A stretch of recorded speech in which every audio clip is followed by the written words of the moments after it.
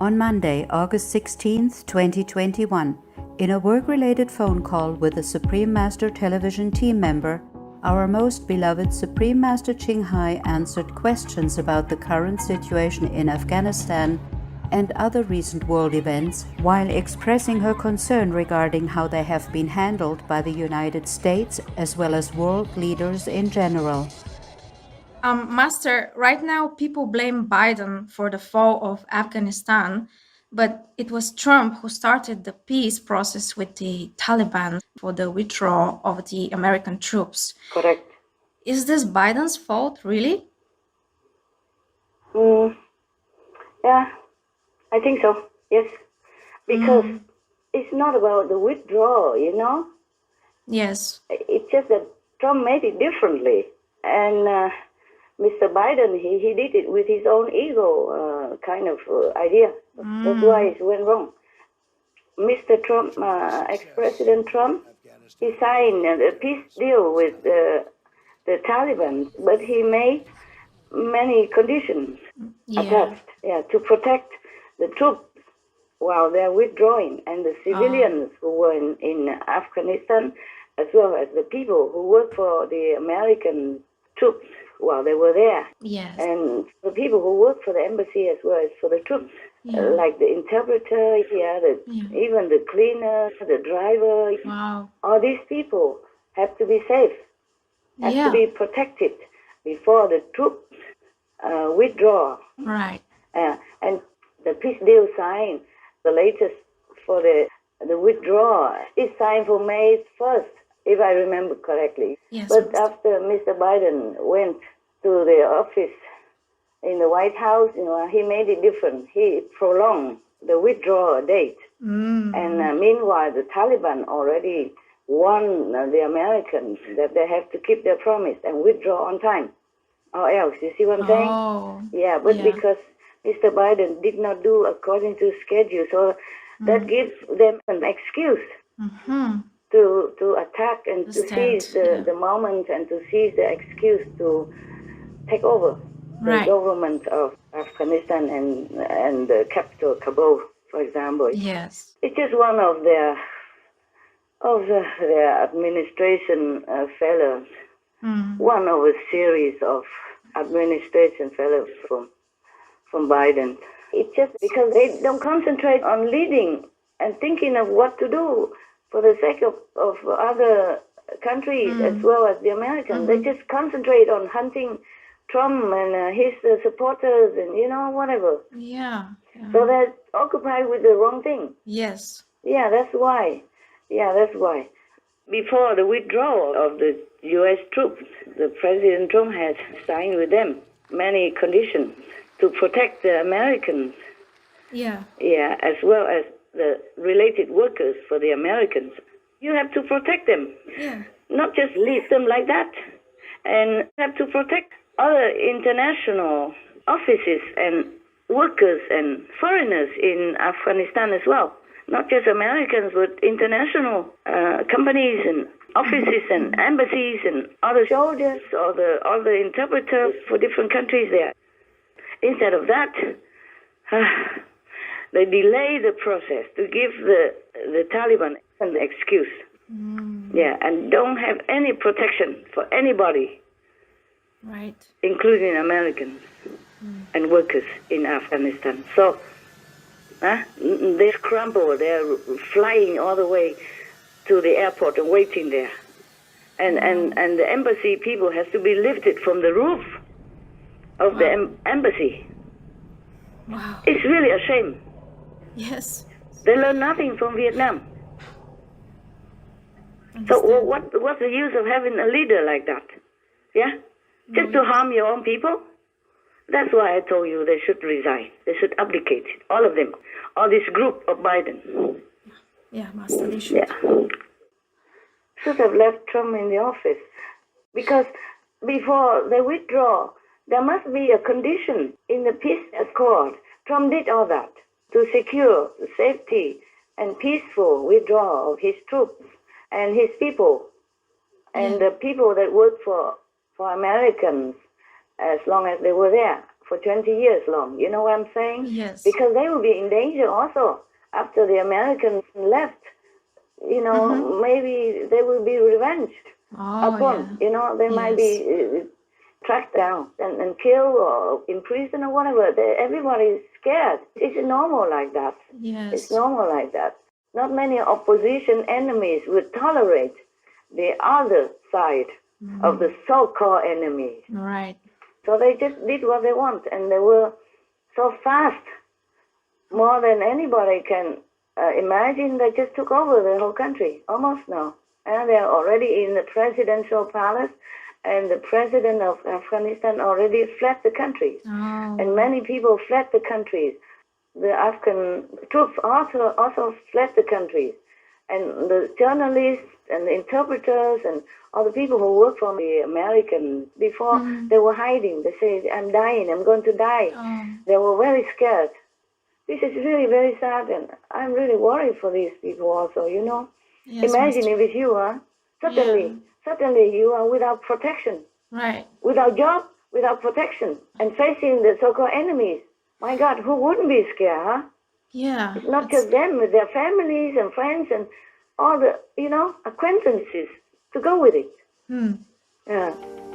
In the last couple of months, we noticed 2 interpreters being killed. In hiding and desperate, this former interpreter and his family begged to be moved to the UK. He says a year spent working with British forces in Afghanistan means a lifetime of fear from the Taliban. In the coming months, Taliban will get me. So as soon as possible, they will find me, they will slay me, so they will slaughter and beheaded me and my family. You look very frightened. Exactly. Too much stress. It is not easy for a person to work a lot with international organization, having more than 10 years experience of working with international, and now no one of them helped me. I'm thinking about my future, my daughters. What will happen to them if they kill me, 2 daughters without mother? The name of interpreter is very bad in Afghanistan. People hate, especially those they know that I work for British forces, for coalition forces. They will take their revenge. So they will kill us, they will cut our heads because of my past background, because of my past service with British forces. So that was a real failure. I think it's okay if they blame Biden, huh? Yes, It's a very unwise policy. Right. Yeah. They don't concentrate on the right thing, that's why. They concentrate on revenge, that's why. And that is bad also, because people who think they are very small-minded, petty. True. And on one side they keep saying, oh, unify America, I'm for all Americans. But on the other side they're hunting the so-called enemies, which don't exist. Their enemies don't exist. They are the enemy. They make the enemy. Yeah. It's not just to blame the president or government alone. It's the people's karma. Yeah. And people's habits and people's way of life. They don't change. They don't see further in the future. They just see very nearby. And even to be vegan, how difficult can that be, huh? Yes, it's so simple. How difficult can that be? They have nothing to lose, but they don't do it. Well, many are doing it now, but still, it's better to come from the government, you know? Yes, yes. They make many laws which are not necessary and harmful, like the proposal, something that anybody can go into any shop and steal things that they can sign into law. But to sign into law to make people vegan and ban all the meat, they don't do. Right. Because they themselves cannot put down that piece of meat for the country's sake, for the world's sake. Yes, yes. Yeah, just addictive. Yeah. Meat and all that, they cannot put down. That's why they cannot sign that into law up to now. Yes.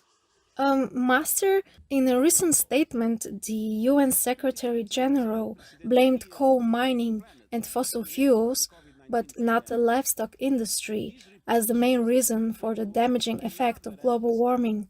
Why would he address CO2 and not methane as the most harmful cause, despite all the scientific evidence?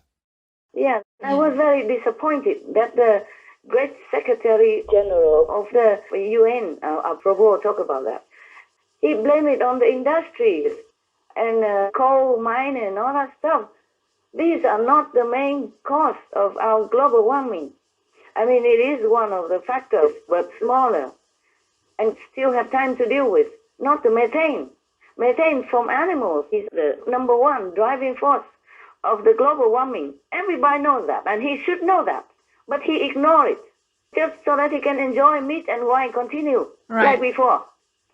Shameless, really shameless. I have no more respect for these kind of leaders anymore. I'm so disappointed and so hurt because they're hurting people. Yes. They don't tell the truth. They don't support the truth. They're hurting people. They're harming the planet. Maybe they could not put down that piece of meat or whatever, bloody animals from their mouth. Or they took bribes, from the animal industry. I don't know which case, or maybe both. Talking about this, I wonder what kind of leaders and leadresses who are responsible for the safety of their citizens and their co-inhabitants could see all this suffering and pain around them in the world, and their hearts don't move. Right. They are not moved in sympathy or sorrow or compassion for the beings who are in this situation. Humans and animals alike. Agree, Master. I wonder what kind of men or women they are. Right. And just chasing after petty stuff, petty vengeance or petty whatever work that they're doing, whatever intention that they're harboring inside their head. Yes. And not doing their job as a leader of the world and of their country and of their community and of their organization, whatever, especially the UN. They're supposed to be the leaders of the world. Right. It's shameful. Yeah. It makes me wonder. And I'm sure many people wonder as well. You think so? Yes, Master. I agree. I cannot believe this, because last time we saw the report that the UN and all the nations signed the accord that they have to reduce meat, and then now suddenly they change their tone again, like blaming it on coal miners or industrial people. Yeah. Yes. It's beyond my comprehension. Doesn't make sense. No, it doesn't. No. Seems like they only worry about themselves and their power, their position, and don't care about who dies, who lives. Really beyond understanding. Yeah, it's really, I don't want to say what, but it's really disgusting. It's really repulsive. I have no words anymore, okay, truly. Yes, it's terrible. Just disgusting feeling. So disgusting feeling. Not only their hearts were not moved by the sufferings of others around them or in the animal factories, but continue to eat their meat, drink their blood, and call that food and enjoy the suffering of others.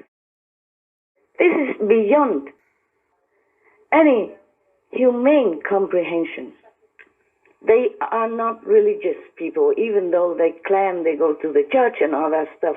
It's all fake. You know what I'm saying? Yes, Master. It's all fake. It's all the work of Satan. It's horrible. I cannot imagine any humane being could do all this, could ignore the suffering and enjoy it at the cost of the suffering and pain and anguish of others, humans or animals. Do you understand? Yes, it's really terrible. That's what pains me, having to live in this world with this type of so-called humans. Any other things? Yes, I have another question regarding the Mexican immigrants who have been kicked out of America. Is this the right solution, Master? What else to do? Even if it's not right, it's too late now to correct. They should have followed Trump's way of handling it before. Yes. I read somewhere that a court ordered Mr. Biden to revert it back to Trump's stay in Mexico policy. before Biden. Yes. I hope they would do it because they just openly invited everybody to come in without taking care of the consequences, especially in the middle of the pandemic. Right. And now the pandemic is even rising up like a skyscraper in America. Yes. Yeah, it's terrible to invite people and then suddenly turn around and say, get out of my house. Yes. How does it make people feel, you know? And now the government of Mexico is pressured to take the Mexicans back.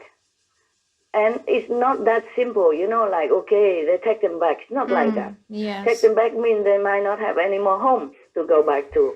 Right. And they have probably sold everything to give it to the smuggler or whatever so that they can go to America. Understand? And now suddenly they came back, there's no home, no job, nothing for them. And then the government of Mexico has to take care of them. It's a very big burden and a very bad diplomacy as well. Yeah. A very bad humanitarian way of handling. Right. I think they all should resign. These are top people, beginning with Mr. Biden and then his, whatever, Harris and whatever. Yes. Pelosi. They all did not do anything good. Ever since I learned anything from them, they do nothing good. They did nothing good. They did nothing really with wisdom at all.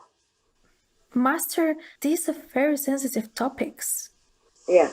I'm risking myself to tell you the truth like that because I'm so angry inside. I'm so anguished. Actually, that's the word. I'm so anguished for all the innocent people who have been misled, who has no true strong leader to help them in time of trouble, in time of true need. Yes. This is the moment when the leaders should step out and say, look here, for your sake, for our sake, for our world's sake, for our children's sake, please, we must change our habit of meat eating into a vegan way of life. That's very simple. It's true. Huh? Yes. People won't kill them, even if they say that, even if they make the law like that. People won't kill them. Yeah. Yeah, they might not listen, but at least they say something correct. Yes. And as a strong leader, wise leader, to lead people in the right direction to save their lives. No, they don't do anything like that. Just worry about their own petty self. I'm really anguished. I'm too anguished to even care for my safety. So I told you all this, okay? What advice can Master give for the governments of the world? In general, you must rule people with heart, with caring intention, with true, really loving dedication to your country and your people. Then people will feel it. Even if you might make mistakes sometimes, like every human, but people will feel that you are genuinely caring for them. Then they would forgive you, and then you can start a new make repairment for that mistake. Right. But if, for example, if you need tens of thousands of troops or National Guard and fence and barbed wire around your presidential palace on day one already, then you are not doing a good job. Yes, definitely. Then you should know people are not for you, not with you. Yes. And you should be more cautious in how you deal with internal and international affairs. Right. That's a good sign of warning. Instead of trying to dig out a bigger hole of dividing people's hearts and minds, you know, within the country. Yeah. Maybe you have made mistakes, or maybe you have been illegally installed into the presidential palace, but you could change. You could be genuinely caring, loving, and tending to the people, especially they are already in big, deep water with COVID-19 and, you know, looting, burning, and a lot of protests and turmoil around the country already. Yes. Because if you do things genuinely with love, people will feel it. Yeah, it's true. And they will support you, and they will forgive you, and they will try to work with you. Yeah, for sure. Generally speaking. Yes, Master. And if, suppose, somehow you are in power, or you seize the power by chance or by force or by circumstances, and your citizens immediately want to flee from your regime, that means you're not doing a good job.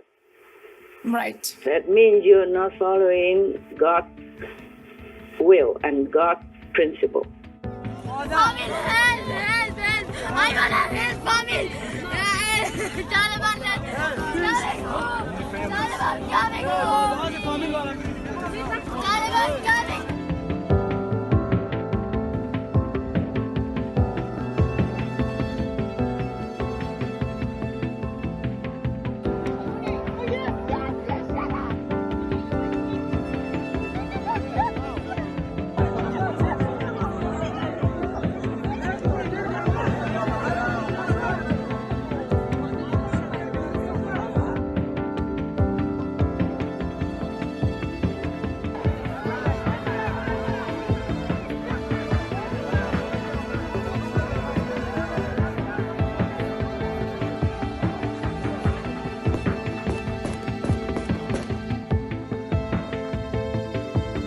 The women we've been speaking to inside the country are now too frightened to talk on camera. Those brave enough to leave the house are wearing burqas.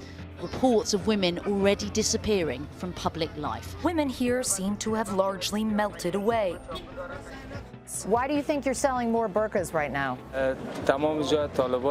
Because the Taliban took over and all the women are afraid, he says. So that's why they're all coming in and buying burqas. If she's not wearing the abaya or she's wearing high heels, then it's the standard 40 lashes. It's because of you. They've just told me to stand to the side because I'm a woman. The Taliban is back to its old ways. I'll start with this letter. It has a Taliban seal. What does it say? Parents should, quote-unquote, gift their daughters as wives to Taliban fighters. They want to reward terrorists with wives, like women are some kind of an object to be gifted. Reports say this letter came from the Taliban's Cultural Commission. It asks imams in captured areas to prepare a list of the names of women in their communities, girls who are above 15 years of age and widows under 45 years. The letter says they will be married to members of the Taliban. They'll be transported to Pakistan's Waziristan, where they will be converted to Islam and reintegrated. They want to impose an extreme interpretation of the Sharia law in Afghanistan. In fact, they're already doing it, implementing old rules in some of the districts. Women are not being allowed to step out alone. The Taliban says they must be accompanied by a male companion. They're being barred from receiving an education. Taliban have clearly not evolved. ما را بزور تفنگ کشید بچهای ما را کشت دخترای ما را بزور نکاح کرد میبردن در خانه 3-4 دختر از نارین بردن در خود نکاح کردن ما مجبور شدیم که خدا کشیدیم تشویش بسیار زیاد است فکر کنین ما از خانه میبریم دیگه دی حالتی که حاله است دی حالت امروزی که افغانستان داره از خانه که برای آدم باید دعای خدا خوانده بره چون نمیفهمه که از اونجا زنده میای یا I'm going to lose my everything that my father and I and my whole family has worked for, every girl has worked for, every person who has worked for in the last 20 years. This means losing your houses, losing your dreams, your goals, your ambitions, your identity as Afghan, everything. I feel weak right now. I feel like crying right now. I might be murdered by tomorrow. I might not be able to go out anymore. I might not be able to mobilize anymore. I might not be able to work or educate myself. Is your view that there is a war being waged on women in the Arab world? Absolutely, Mehdi. I mean, when 12-year-old girls are dying giving childbirth in Yemen, when 91% of Egyptian girls and women have had their genitals mutilated, when 16-year-old girls in Morocco are forced to marry their rapists so that their rapist can escape conviction, that is nothing short of a war. So no matter what religion you belong to, no matter what idea you follow, if you want to take control of the power and rule your country, you must make sure that your people know your genuinely good intention. Don't make people fear you, run away from you, flee from you at all costs, at the cost of their lives and all that. Then you should be ashamed. Right. That's what I say. Yes, Master.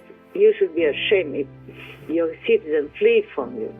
And if you try to coerce them to stay or use the brutal means to beat them up, to force them to stay, or to oppress them to accept your policy, your regime, then you're not doing a good job. Then God will see to that. God will not let it be continuously for long. Right. Yeah, that's it. Very simple. Rule with heart, rule with love, rule with caring, rule with genuine compassion for your people. And then the international community will also respect you, support you, and all will be happy and have peace. Yeah? Yes, Okay? All right. exactly. Most caring Master, in this time of so many upheavals, your loving wisdom and selfless concern show the way for all of us to reconsider our actions and true motives. We have hope and pray that the world's leaders and governments will acknowledge Master's courageous and wise words and thus bring countless lives to peace and safety.